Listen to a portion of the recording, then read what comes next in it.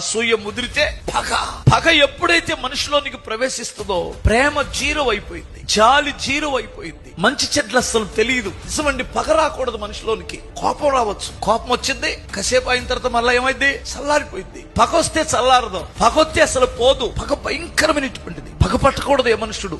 అది క్రైస్తవ పిల్లలకు తగినటువంటిది కాదు. కానీ సాతానుడు ఏం చేస్తాడంటే పగబట్టేటట్టు చేస్తాడు, సాధించడం చేస్తాడు. ఆడికి మనం పదార్థం పెట్టినా వాడిని మనం మెప్పించలేం, ఫ్రెండ్ని చేసుకోలేం. ఎంత ప్రేమించినా వాడు మన వల్ల కాదు. వాడికి డబ్బులు ఇచ్చిన మంచి చేసుకోలేం, అన్నం పెట్టినా మంచి చేసుకోలేం, బట్టలు ఇచ్చినా మంచి చేసుకోలేం, ఎన్ని మేలులు చేసినా మంచి చేసుకోలేం. కానీ వాడు దుష్టత్వం వాడిని పాడు చేస్తుంది. వాడు త్రవ్వుకున్న గోతిలో వాడే పడి చచ్చిపోయేంత వరకు పగిడిచి పెట్టదు. ఆడు తవ్వుకుంటున్నాడు గుంట, ఆ గుంటలో వాడే పడిపోతాడు. అందుకని ఇప్పుడు ఒకవేళ నీలో పగ ఉందనుకో, నీ గుంటలో నువ్వే పడిపోయేటట్టు చేస్తాడు. ఎవడాడు? దుష్టుడు. మీరు అపవాదికి చోటు ఇవ్వకపోతే వాడు మీ ఇంటికి రాకుండా నేను చేస్తానంటాడు.